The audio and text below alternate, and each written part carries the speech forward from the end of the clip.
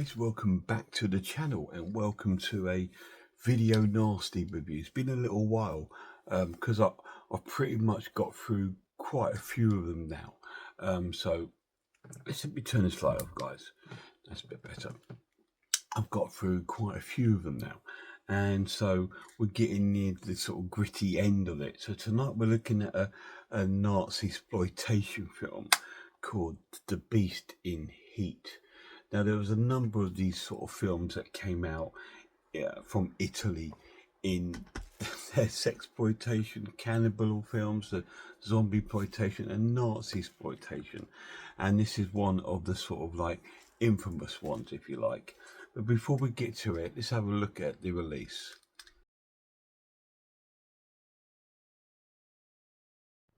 So here is the physical release of The Beast in Heat, one of the Section 1 video nasties here in the UK.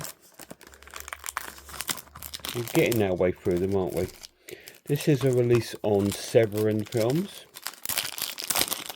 that I bought from Film Treasures, that seem to boosted themselves up and put their own little sticker on there, but I won't be putting this on it because it doesn't evolve with the release.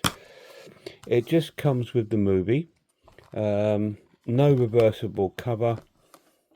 It just has a bit of on the information there about Italian exploitation and whatever special features may be on the disc, which I think will be minimum. Anyway, that is the physical release of The Beast in Heat. So it's a bog standard release from Severin, but it's still nice to have because it's like an important one to have in my collection because, you know, it's an infamous sort of a video nasty.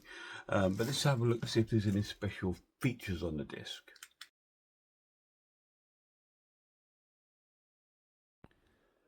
So this is the main menu for The Beast in Heat, which I can't show most of it because it has nudie pictures on it. Special features on here is Fascism on the Thread, the strange story of Nazi exploitation cinema, Nazi Nasty, an interview with Stephen Thrower, the author of The Murderous Passion, and it has a trailer. Your setup on here, you have, let's have a look at the setup, just closed captions, and that is it. And that is your special features on The Beast in Heat. So there is a couple, mostly sort of short sort of documentaries about sort of Nazi exploitation films from Italy, but not much else to scream about. But you know, it's okay. So let's get on to the story.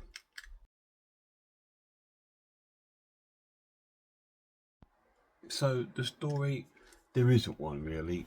We've just got this kind of scientist or Nazi officer who she's controlling this sort of like old mansion where she's been doing experiments and creating this sort of serum where she's got this man that they've created almost like a beast, and he's sort of sexually crazed, hence the beast in heat. And the film sort of starts off where she's demonstrating this to another professor who's not happy with it. He doesn't like it. And straight away, we see a woman sort of getting raped by this beast. It's kind of hysterical. But yeah, there's lots of nudity in the film. And while this is all going on, we see the Italian resistance sort of like, all of them have got moustaches, and they're all like trying to blow up this sort of bridge, but they sort of mistime it, and the train goes over, and then they blow up the bridge afterwards. And then this captain of the Nazi sort of party hears about them blowing up this bridge, and he wants them to sort of ransack this village and sort of like to find out who the perpetrators are of these evil deed, because this bridge is important. Anyway, so the Germans go to the village and they round up all the women and kill the babies and the children and all this sort of thing, which it's quite funny because they're shooting their guns, but you don't see any blood or nothing. Everyone just goes "Ugh," and they fall over. It's like that, and it's sort of dubbed into English. And as the film sort of progresses, we see that they call on this female officer, the scientist, to try and help them find out who's behind this sort of resistance movement. And she tortures all the women from the village, the young women, and we see them getting tortured in various ways. We see one woman sort of supposed to be having her stomach eaten by rats, but when you see them, they're guinea pigs. You see these sort of men all strapped up naked, and she's hitting their men parts with whips and cutting them off with a knife and stuff like this. And all these sort of horrible sort of things that they're doing is, and that part of the film is very, very graphic. And of course, we see our beast still raping his way through women, and that's the sort of way the film plays out. There's no real story to it. And whilst this is all going on, you're getting footage of like the resistance outside doing these sort of attacking Germans, and in amongst that, you even get sort of natural. You get actual real footage of Germans like in their tanks driving, and it's just added in. You can tell because of the film quality is so different. It's bizarre. Let's get to my final verdict. So this is a zero plot, really, really awful acting, the worst acting, and the worst voice dubbing ever. The voices didn't suit the people. They're like speaking every house, very posh with English sort of accents, and it just didn't suit it at all. The infamously sort of bits, that there is some sort of like graphic stuff going on, mostly nakedness, and it sort of cuts away when it gets to anything really graphic. And like I said, when the people getting shot with guns, you don't really see anything. The blood is actually quite minimum in there. There is bits in there, but not nothing to really shout about. So it's really, really poor. It's zero story, awful acting, awful effects, and I loved it. I thought it was so good. I'm going to score it a great watch and give it a 7.5 out of 10. I actually really enjoyed it. I thought it was just really, really fun, in the sense of like not seeing all these sort of torturing thing and naked bodies, but the bad acting and some of the things. Like there's one woman in the film just runs around in the film. I don't know what her part of the story is. She's just running around.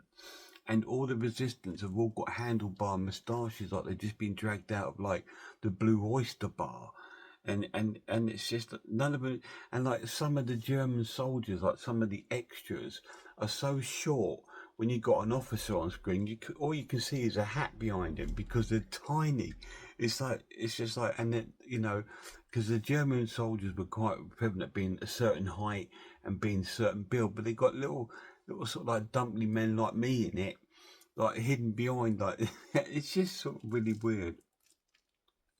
And the only one that's pretty good in it is the German officer, the scientist. She's pretty cool, and she's really pretty as well. And she's the only one that's got any sort of character in the film. But the rest of it is just weirdness and really cool fun. I really enjoyed it. 7.5 out of 10. The pluses of the edition, it does look all right. It does look all right. There is some blur going on in the film, and like I said, then it is a bit jarring when you get cut to sort of like other film footage, probably from other films, whatever, being used to make it look like this big war film. But apart from that, it's good fun. But would I recommend it to anyone? Absolutely not. I wouldn't recommend this to anyone to watch because, like I said, there is got some graphic scenes in there of sort of torture and stuff like that. Although it's quite flimsy and weak, but it's still, if you don't want to see full naked men or naked women, it's probably not your thing. But I enjoyed it. I just thought it was fun, and yeah, I'm glad to have it in my collection. Massive shout out to my lad. See you soon, guys.